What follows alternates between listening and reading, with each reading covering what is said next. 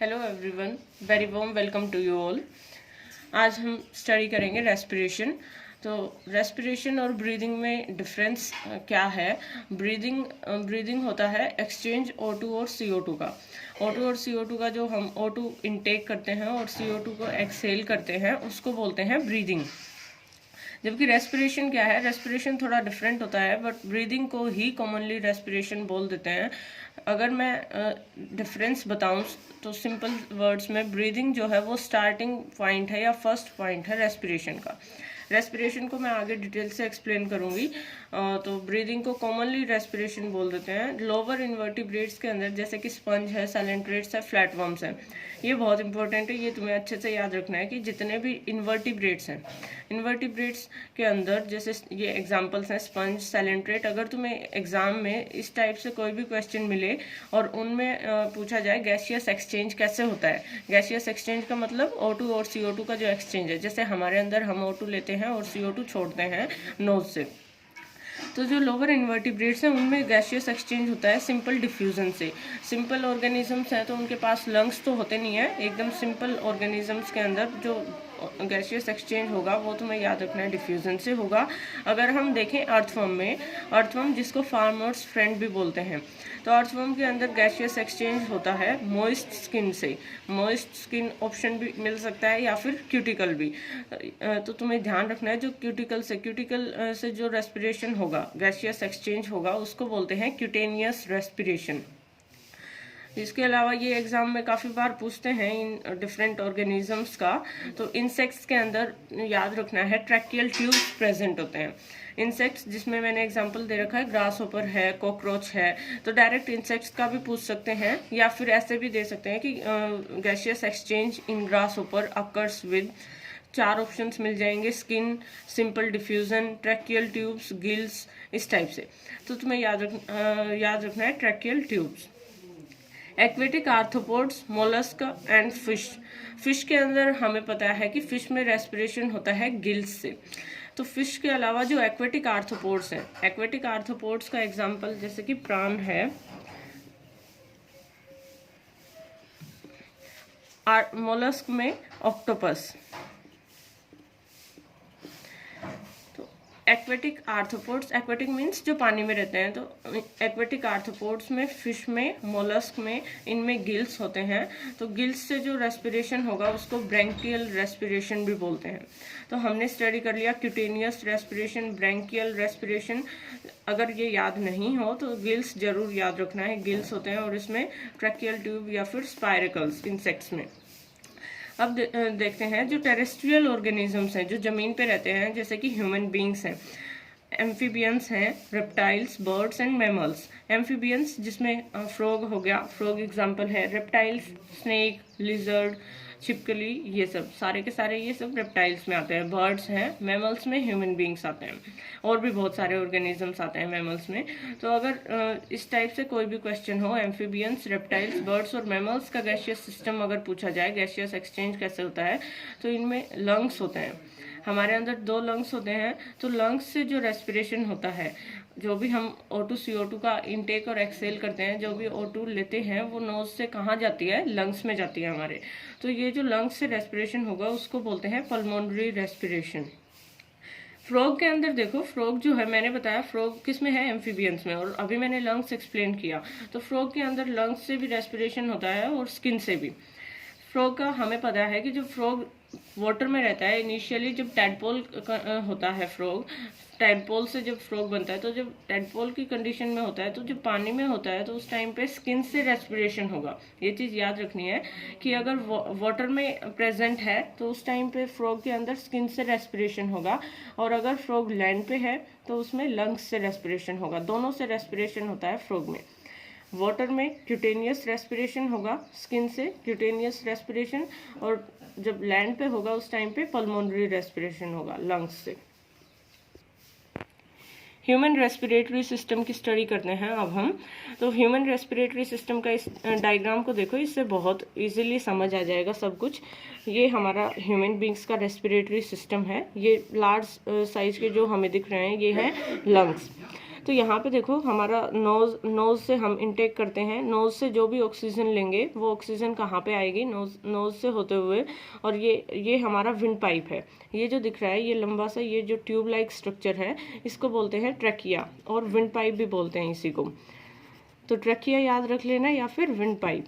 तो जो भी हमने नोज से ऑक्सीजन का इंटेक किया वो ट्रैकिया में आएगी। ट्रैकिया से ऊपर ट्रैकिया का जो ये टिप है, यहाँ पे ये स्ट्रक्चर दिख रहा है, इसको बोलते हैं लैरिंग्स।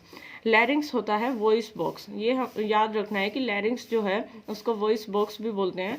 जो हम बोलते हैं तो जो हमारी साउंड प्रोड्यूस होती है वो यहीं से प्रोड्यूस होती है, दैट्स वाई लैरिंग्स को साउंड बॉक्स बोलते हैं। अब लैरिंग्स के ऊपर एक ये कवरिंग शो कर रखी है जिसको बोलते हैं एपिग्लोटिस। इसका फंक्शन क्या है, जब हम खाना खाते हैं तो हमारी बॉडी में एक तो ये विंड पाइप हो गई, एक इसी के साथ फूड पाइप भी होती है। तो जो फूड पाइप है, खाना सिर्फ फूड पाइप में ही जाए, विंड पाइप के अंदर खाना नहीं आना चाहिए ना, विंड पाइप में तो सिर्फ ऑक्सीजन आनी चाहिए। तो विंड पाइप में खाने को प्रिवेंट करने के लिए अगर फूड इसमें एंटर कर जाएगा तो प्रॉब्लम हो जाएगी। तो ये एक कवरिंग की तरह है, लैरिंग्स को कवर कर लेगा जब भी हम खाना खाते हैं उस टाइम पे, और सिर्फ खाने के अलावा बाकी पूरे टाइम ये खुला रहता है ताकि ऑक्सीजन और O2 CO2 का एक्सचेंज हो सके। तो लैरिंग्स के ऊपर ये जो टिप पार्ट है इसको ग्लोटिस बोलते हैं। तो ग्लोटिस की जो कवरिंग है उसको बोलते हैं epiglottis. AP means above the glottis.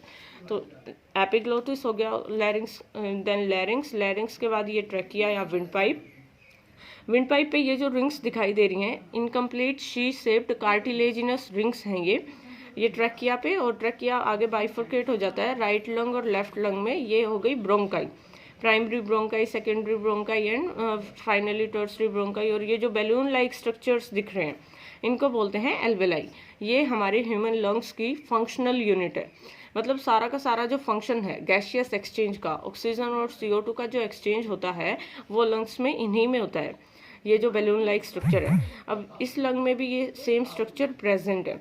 तो ये हमारे लंग्स हो गए। लंग्स के बीच में यहाँ पे ये हमने जो हार्ट स्टडी किया था ये स्पेस है, यहाँ पे इसको बोलते हैं मीडियास्टिनम, यहाँ पे हार्ट प्रेजेंट होता है। इसके अलावा ये जो हमें दिख रहा है ये स्ट्रक्चर जो है ये रिब्स हैं, रिब्स का कट एंड शो कर रखा है। लंग्स के बाहर रिब्स प्रेजेंट होती हैं, और लंग्स के बाहर ये जो येलो कलर की ये जो एक कलर ये लेयर दिखाई दे रही है इसको बोलते हैं प्लूरा। जैसे हमने हार्ट में स्टडी किया था, हार्ट के बाहर भी एक कवरिंग थी, प्रोटेक्टिव कवरिंग, जिसको पेरिकार्डियम बोलते हैं। तो सेम ऐसे ही लंग्स के बाहर भी, इस लंग पे भी प्रेजेंट है, लंग्स के बाहर की जो कवरिंग होती है उसको बोलते हैं प्लूरा या फिर प्लूरल मेम्ब्रेन। ये एल्वेलाई हो गए। उसके अलावा यहाँ पे ये चीज़ देखो, ये भी बहुत इंपॉर्टेंट है। जब हम रेस्पिरेशन करते हैं गैसियस एक्सचेंज होता है, तो जो ऑक्सीजन हमने इनटेक किया ऑक्सीजन का या फिर CO2 को रिलीज़ करते हैं, तो उसके अंदर जो लंग्स हैं हमारे, लंग्स के साथ डायफ्राम भी इन्वॉल्व हुआ होता है। तो ये जो स्ट्रक्चर है ये है डायफ्राम और इंटरकोस्टल मसल्स, ये भी ब्रीदिंग में इन्वॉल्व होते हैं।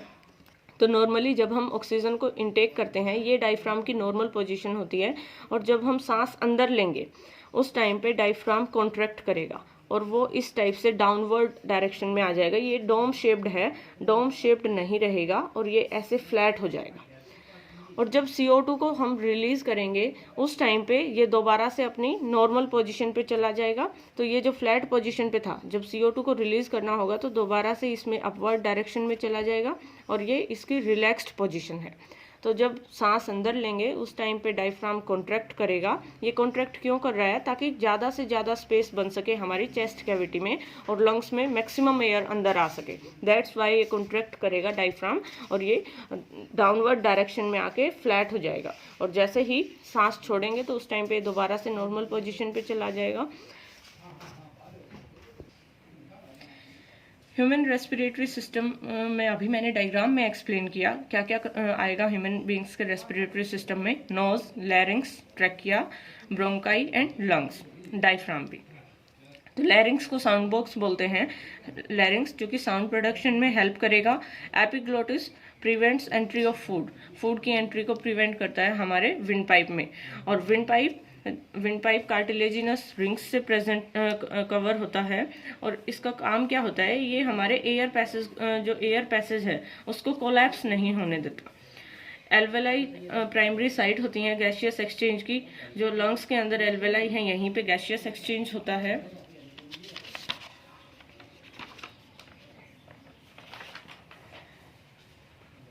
लंग्स आर कवर्ड बाय ये मेम्ब्रेन कॉल्ड प्लूरा। ये मैंने अभी डायग्राम में एक्सप्लेन किया आपको कि लंग्स के बाहर की कवरिंग को प्लूरा बोलते हैं। रिब्स मैंने जो बताया कि रिब्स लंग्स के बाहर प्रेजेंट होती हैं, दोनों लंग्स के बाहर, और 12 पेयर ऑफ रिब्स होती हैं। पेयर का मतलब हो गया एक राइट लंग पे प्रेजेंट होगी, एक रिब लेफ्ट लंग पे, तो ऐसे करके 12 पेयर्स प्रेजेंट होती हैं। अगर हम देखें फर्स्ट 7 पेयर्स को, जो लंग्स हैं उस पे रिब्स की जो फर्स्ट 7 पेयर्स हैं वो ट्रू रिब्स कंसिडर की जाती हैं। 8th 9th और 10th ये फॉल्स रिब्स होती हैं, और 11th 12th ये फ्लोटिंग रिब्स हैं। डायफ्राम और इंटरकोस्टल मसल्स इन्वॉल्व होती हैं ब्रीदिंग में। आपको पता है, अभी मैंने एक्सप्लेन किया था, ड्यूरिंग इंस्पायरेशन ऑक्सीजन का इंटेक होगा। इंस्पायरेशन मीन्स जब हम सांस अंदर ले रहे हैं, तो O2 का इंटेक होगा, तो उस टाइम पे diaphragm will contract. Diaphragm contract करेगा तो उससे क्या होगा, चेस्ट कैविटी की वॉल्यूम इंक्रीज होगी, ज़्यादा से ज़्यादा ऑक्सीजन अंदर आ सकेगी।